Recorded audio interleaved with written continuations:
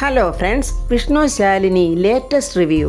Food കോമ്പറ്റീഷനിൽ മത്സരിക്കാൻ 4 ടീമുകളുടെയും പേര് അവർ അനൗൺസ് ചെയ്യുന്നുണ്ട്. 3 ടീം വന്നിട്ടുണ്ട്, ഒരു ടീം വന്നിട്ടില്ല. അതായത് സത്യഭാമയാണ് വരാത്തത്.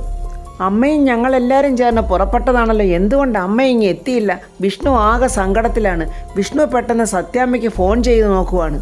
ഒരിക്കലും വരില്ലെന്ന് പ്രതീക്ഷിച്ചിരുന്ന ശാരദാമ്മയും ശാലിനിയും വന്നതിലുള്ള സുസ്മിതയ്ക്ക് ഭയങ്കര ഒരു അടിയായിപ്പോയി അവർ വന്നത്. അവരെ കണ്ടത് സുസ്മിതയുടെ സകല നിയന്ത്രണവും വിട്ട് അവളിങ്ങനെ ദേഷ്യത്തിൽ അവരെ നോക്കി നിൽക്കുവാണ്. ഇനി നമുക്ക് വേദിയിലേക്ക് ക്ഷണിക്കാനുള്ളത് ഒരേ ഒരു ടീമിനെയാണ്. കാറ്ററിംഗ് രംഗത്ത് മുന്നേറിക്കൊണ്ടിരിക്കുന്ന 4ാമത്തെ ടീം സത്യഭാമ എന്നിങ്ങനെ അനൗൺസ് ചെയ്യുന്നുണ്ട്. 4ാമത്തെ ടീം സത്യഭാമ എത്രയും പെട്ടെന്ന് വേദിയിലേക്ക് വരേണ്ടതാണ്. ചന്ദ്രബോസ് അവിടെ നിന്ന് മനസ്സിൽ പറയുക, അതേതായാലും ഇനി വരില്ല. ശാരദാമ്മയും ശാലിനിയും രക്ഷിക്കാനേ വിഷ്ണു കൂടെ ഉണ്ടായിരുന്നു. സത്യാമ്മയെ ആര് രക്ഷിക്കാൻ? അവരൊരു കാലത്തും വരാൻ പോകുന്നില്ല. ഈശ്വരൻ ഇതുപോലത്തെ കയ്യാങ്കളി ഒന്നും ചെയ്യാത്തത് കൊണ്ടേ സഹായിക്കാനും ആരും വന്നു കാണത്തില്ല. അടി കിട്ടി അവിടെ ഇവിടെങ്ങാനൊക്കെ വീണ് കിടപ്പുണ്ടായിരിക്കും. നമ്മുടെ വിഷ്ണു അങ്ങനെ ഫോൺ ചെയ്യാൻ തുടങ്ങുമ്പോഴേ ദാ വന്നു കഴിഞ്ഞു നമ്മുടെ സത്യാമ്മ. വിഷ്ണു കൊണ്ടുവന്ന കാറിലല്ല സത്യാമ്മ വന്നിരിക്കുന്നത്. വിഷ്ണു ആകെ അമ്പരന്നിങ്ങനെ നോക്കുക. അമ്മ എന്താ ഇത്ര വൈകിയത്? നീ മിണ്ടിപ്പോകരുത്. നിനക്ക് ഞങ്ങളെ രക്ഷിക്കാനൊന്നും സമയം കാണത്തില്ലല്ലോ. നിനക്കെന്നും എപ്പോഴും അവളുടെ കാര്യം ശ്രദ്ധിക്കാനുള്ള സമയമുള്ളൂ. നിന്റെ സ്വന്തം അച്ഛനെ പോലും മറന്ന നീ അവളുടെ പിന്നാലെ പോയത്. എന്നിട്ടിപ്പോൾ നീ ചോദിക്കുന്നോ എന്താ താമസിച്ചെന്ന്? അമ്മ എന്താ ഉണ്ടായത്? എടാ, കുറെ ഗുണ്ടകൾ ഞങ്ങളുടെ വരവ് മുടക്കാൻ നോക്കി. അച്ചിയുടെ കുടുംബം രക്ഷിക്കാൻ പോയ മോനെ അതൊന്നും അറിഞ്ഞില്ലല്ലോ. ഒടുവിലെ ഒരു പരിചയമില്ലാത്ത ഇവനാ ഞങ്ങളുടെ രക്ഷകനായത്. അമ്മേ, ഞാനിതൊന്നും അറിഞ്ഞില്ല. നീ ഒന്നും എന്നോട് പറയണ്ടാടാ.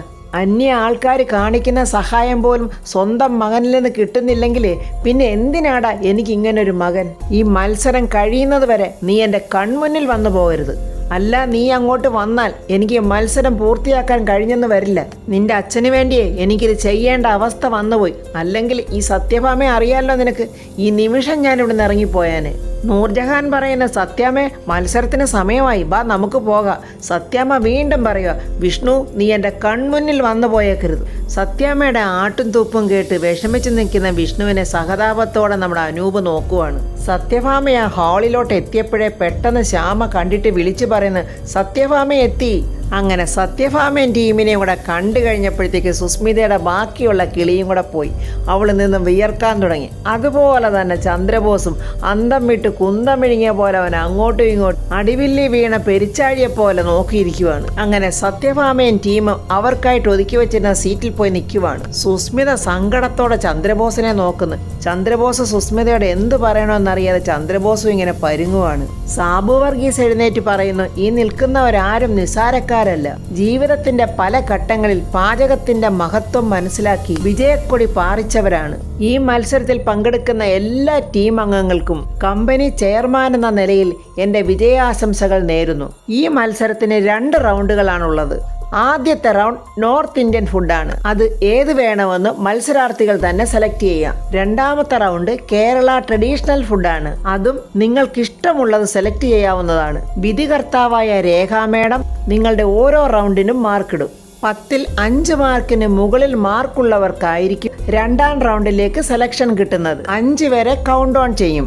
അതിനുശേഷമുള്ള വിസിലാണ് മത്സരം ആരംഭിക്കുന്നതിനുള്ളത്. നിങ്ങൾക്ക് ആവശ്യമുള്ള സാധനങ്ങൾ നിങ്ങളുടെ ടേബിളിന് മുകളിൽ നിരത്തി വെച്ചിട്ടുണ്ട്. അതിൽ നിന്നും സാധനങ്ങൾ തിരഞ്ഞെടുക്കുന്ന സമയം മത്സരത്തിൽപ്പെട്ടതായിരിക്കും. അതിനു മുൻപായി ഈ ചടങ്ങിനെ ഉദ്ഘാടനം ചെയ്യാൻ വേണ്ടിയിട്ട് ഞാൻ രേഖാ മേഡത്തിനെ ക്ഷണിച്ചുകൊള്ളുന്നു. അങ്ങനെ രേഖാ മേഡം നിലവിളക്ക് കൊളുത്തി ഉദ്ഘാടനമൊക്കെ നിർവഹിച്ചു കഴിഞ്ഞു. അങ്ങനെ വിസിലൊക്കെ ഊതി മത്സരവും സ്റ്റാർട്ട് ചെയ്തു കഴിഞ്ഞു. ശാലിനി ശാരദാമ്മയെ സഹായിക്കാനായിട്ട് സാധനങ്ങൾ എടുക്കാൻ പോകുമ്പോൾ സുസ്മിത ശാലിനി ഒരു തട്ട്. പെട്ടെന്ന് ശാലിനിയോട് പറയുന്നു, ഇത് കളക്ടർ ഓഫീസ് അല്ല, നിന്റെ അധികാരം ഇവിടെ എടുക്കുക. ശാലിനി വെറുതെ വിടുവോ? ശാലിനി പറയുക, നിന്നോടൊപ്പമൊക്കെ ഈ കളക്ടർ മത്സരിക്കാൻ വരുന്നതിന് നിന്റെ ഒരു ഭാഗ്യമായിട്ട് കണ്ടാൽ മതി. നീ ഇവിടെ മത്സരിച്ചോടി. പക്ഷേ ഇവിടെ ജയിക്കുന്നതേ ഈ സുസ്മിതയായിരിക്കും. ശാലിനി പറയുക, എടി നിന്നെ ഇങ്ങനെ തകർക്കുന്നതേ നിന്റെ അതിരുവിട്ട ഈ ആത്മവിശ്വാസമാണ്. അതെന്ന് അവസാനിക്കുന്നോ അന്നേ നീ രക്ഷപ്പെടത്തുള്ളൂ. സുസ്മിത ശാലിനെ തട്ടാൻ നോക്കിയതാ, പക്ഷെ ശാലിനിയുടെ കാലാണ് സ്ലിപ്പായത്. പെട്ടെന്ന് അവളിങ്ങനെ ചരിയുന്നുണ്ട്. അത് കണ്ടുകൊണ്ട് നമ്മുടെ ജഗദീപ് വന്നിട്ട് ചോദിക്കുക, ഉന്നം തെറ്റിപ്പോയില്ലേ?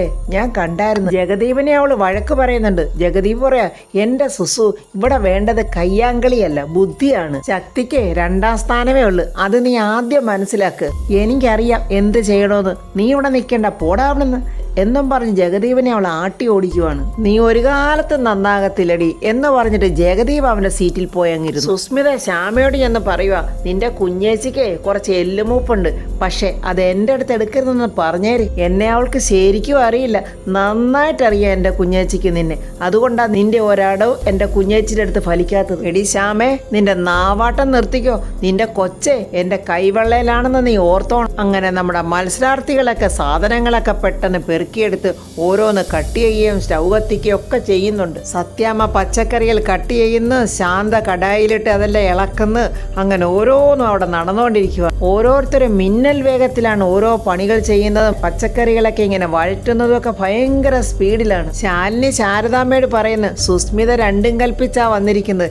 ജയിക്കാൻ വേണ്ടി അവൾ പല അടവും എടുക്കും, എന്ത് തരം താഴ്ന്ന പണിയും അവൾ കാണിക്കും. ശാരദാമ്മ പറയാ, ശ്യാമയെ കൂടെ നിർത്തിയിരിക്കുന്നു അവൾ അതിനു വേണ്ടി തന്നെ. എന്തായാലും വരട്ടെ, എന്താ നടക്കാൻ പോകുന്നതെന്ന് നമുക്കറിയാമല്ലോ. നമ്മുടെ രാഘവേട്ടനെ പിള്ളയെ ഏൽപ്പിച്ചിട്ടാണ് സത്യാമ്മ ഫുഡ് കോമ്പറ്റീഷന് വന്നിരിക്കുന്നത്. നമ്മുടെ രാഘവേട്ടൻ പിള്ളയോട് പറയാ, എടോ താനിപ്പോ ആരാന്നറിയാവോ? ഞാൻ രമണൻ പിള്ളയല്ലയോ? ഇത്രയും നേരം നമ്മൾ സംസാരിച്ചോണ്ടിരുന്നതല്ലേ, അതിനകം വെച്ച് ഇത്ര എളുപ്പം എന്നെ അങ്ങ് മറന്നോ? എടോ താനിപ്പോ വിതുരരാടോ? വിതുരരോ? എടോ മഹാഭാരതം നടക്കുമ്പോഴേ യുദ്ധഭൂമിയിൽ എന്ത് നടക്കുമെന്നറിയാതെ അസ്വസ്ഥനായ ധൃതരാഷ്ട്രർക്ക് വിതുരര യുദ്ധത്തിന്റെ സ്ഥിതിഗതികളെ ലൈവായി പറഞ്ഞു കൊടുത്തത്, അതും കൃഷ്ണന്റെ സഹായത്തോടെയാ. എടോ പിള്ളേ, ഇപ്പൊ ശരിക്കും അവിടെ നടക്കുന്ന മത്സരവേ കുരുക്ഷേത്ര യുദ്ധം തന്നെ അല്ലയോ? അത് ശരിയാ രാഘവൻ സാറെ, യുദ്ധസമാനമായ മത്സരവാ ഇപ്പൊ അവിടെ നടക്കുന്നത്. മഹാഭാരത യുദ്ധത്തിലെ ധൃതരാഷ്ട്രയും വിതുരരെയും സഹായിച്ചത് കൃഷ്ണനാണെങ്കിൽ എന്നെ ഇവിടെ സഹായിക്കാൻ ആരെങ്കിലും ഉണ്ടോന്നൊന്ന് ചോദിച്ചോടോ. അവിടുത്തെ കാര്യങ്ങളൊക്കെ അറിയാഞ്ഞിട്ട് ഒരു സ്വസ്ഥതയും ഇല്ല. എൻ്റെ സാറേ, ഇത്രയധികം ടെൻഷൻ അടിക്കേണ്ട ഒരു കാര്യവുമില്ല. ഈ മത്സരത്തിൽ സത്യാമ്മയെ ജയിക്കൂ. അതെങ്ങനെയാടോ തനിക്ക് ഇത്ര ഉറപ്പിച്ച് പറയാൻ പറ്റുന്നത്? എതിർ സൈഡ് നിൽക്കുന്നതേ ശാരദാമ്മയാ.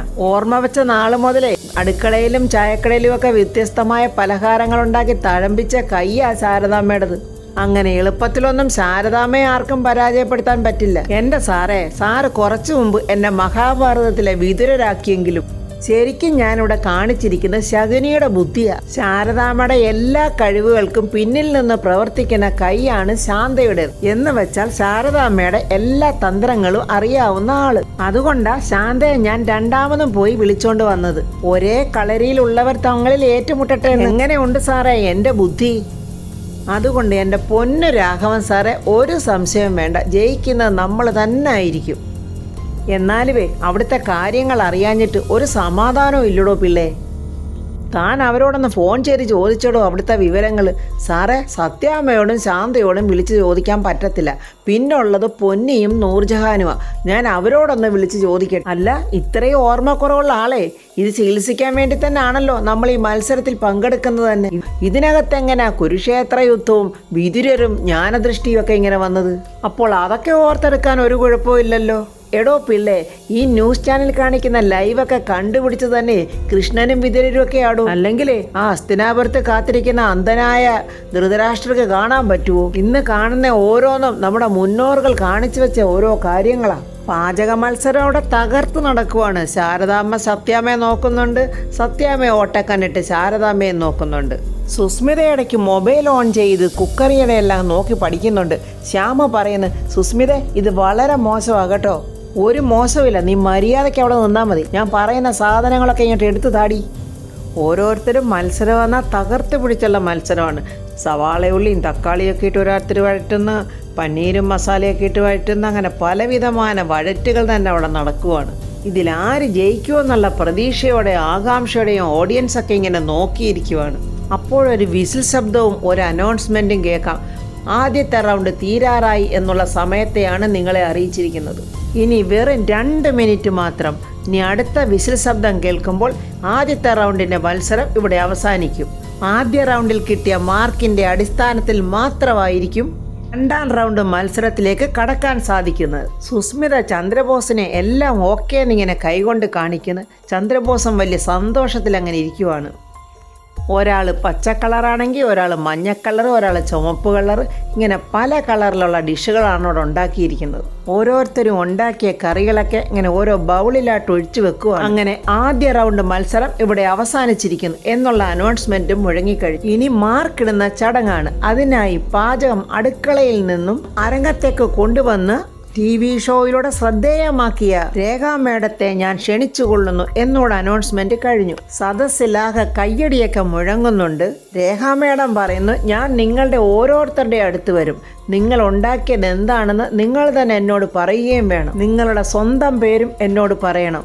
അങ്ങനെ രേഖാ മേഡം ആദ്യം ചെന്നിരിക്കുന്നത് മല്ലികയുടെ അടുത്താണ്. അവൾ പറയുന്നുണ്ട്, എൻ്റെ പേര് മല്ലിക എസ് നായർ. ഞാൻ ഉണ്ടാക്കിയിരിക്കുന്ന ചിക്കൻ ടിക്ക മസാലയാണ്. അങ്ങനെ രേഖാ മേഡം അത് നല്ലോണം ചൂടായതുകൊണ്ട് ഊതിയൊക്കെ ഇങ്ങനെ കഴിച്ച് നോക്കിയിട്ട് അനൗൺസ്മെൻറ്റ് ചെയ്യുന്ന കുട്ടിയോട് എന്തോ ചെവിയിൽ പറയുന്നുണ്ട്. അടുത്ത ആളിൻ്റെ അടുത്തോട്ട് ചെല്ലുമ്പോൾ, എൻ്റെ പേര് സുസ്മിത, ഞാൻ ഉണ്ടാക്കിയിരിക്കുന്നത് ബട്ടർ ചിക്കനാണ്. അങ്ങനെ രേഖാ മേഡം അതും ചൂടോടൊക്കെ ഊതി കഴിച്ചിട്ട് അതുപോലെ തന്നെ അനൗൺസ്മെൻറ്റ് ചെയ്യുന്ന കൊച്ചിൻ്റെ ചെവിയിൽ പറയുന്നുണ്ട്. മൂന്നാമത്തെ ആൾ നമ്മുടെ സത്യാമ്മയാണ്. ഞാൻ സത്യഭാമ, ഞാൻ ഉണ്ടാക്കിയിരിക്കുന്ന പാലക് പന്നീരാണ്. അങ്ങനെ രേഖാ മേഡം അതും ചൂടോടെ തന്നെ ഊതി കഴിച്ചിട്ട് സത്യാമ്മയെ നോക്കി ഒന്ന് പുഞ്ചിരിക്കുകയും ചെയ്യുന്നുണ്ട്. അനൗൺസ് ചെയ്യുന്ന കുട്ടിയോട് ചെവിയിൽ പറയുന്നുണ്ട്. നാലാമത്തെ ആൾ നമ്മുടെ ശാരദാമ്മയാണ്. ഞാൻ ശാരദ എന്നിങ്ങനെ പറയുമ്പോഴേ രേഖാ മേഡം പറയുന്നത് ചിരിച്ചോണ്ട്, കുടുംബശ്രീ എന്ന പേരിൽ ഒരു ഹോട്ടൽ നടത്തുന്നുണ്ടില്ലേ? എന്താണ് ഉണ്ടാക്കിയിരിക്കുന്നത്? അത് പനീർ ബട്ടർ മസാല. ശാരദാമ്മ അത് കൊടുക്കുമ്പോൾ രേഖാ മേഡം അത് സന്തോഷത്തോടെ വാങ്ങിക്കൊണ്ട് ഇങ്ങനെ എപ്പോഴും ചെയ്യുന്ന പോലെ ഊതി വായിലോട്ട് വെക്കാനായിട്ട് ഇങ്ങനെ പോകുമ്പോൾ പെട്ടെന്ന് ശാലിനിയുടെ മുഖത്തോട്ട് നോക്കുവാണ്. അപ്പോൾ ശാരദാമ്മ പറയുന്നത്, ഇതെൻ്റെ മകളാണ് ശാലിനി. രേഖാ മേഡം ശാലിനിയെ ഒന്ന് സൂക്ഷിച്ചു നോക്കിയിട്ട് പറയുന്നു, ശാലിനി വിഷ്ണു അല്ലേ? അപ്പോൾ ഫ്രണ്ട്സ്, ശാരദാമ്മയും ശാലിനി വിഷ്ണുവിനെയൊക്കെ ഈ രേഖാ മേഡത്തിന് അറിയാമെന്ന് തോന്നുന്നു. അതെന്താണെന്നും എങ്ങനെയാണെന്നും എവിടെ വെച്ചാണ് കണ്ടതെന്നും എങ്ങനെ പരിചയപ്പെട്ടു എന്നുള്ളതും ഇനി ഇതിൽ ആരൊക്കെയാണ് ഫസ്റ്റ് റൗണ്ടിൽ വിന്നറായെന്നും അവരാരൊക്കെയാണ് സെക്കൻഡ് റൗണ്ടിലോട്ട് പോകുന്നതെന്നൊക്കെയുള്ള റിവ്യൂമായി നമുക്ക് നാളെ കാണാം. എൻ്റെ ഈ റിവ്യൂ ഇഷ്ടപ്പെട്ടാൽ ലൈക്കും കമൻസും, സബ്സ്ക്രൈബ് ചെയ്യാത്തവർ സബ്സ്ക്രൈബ് ചെയ്യണേ.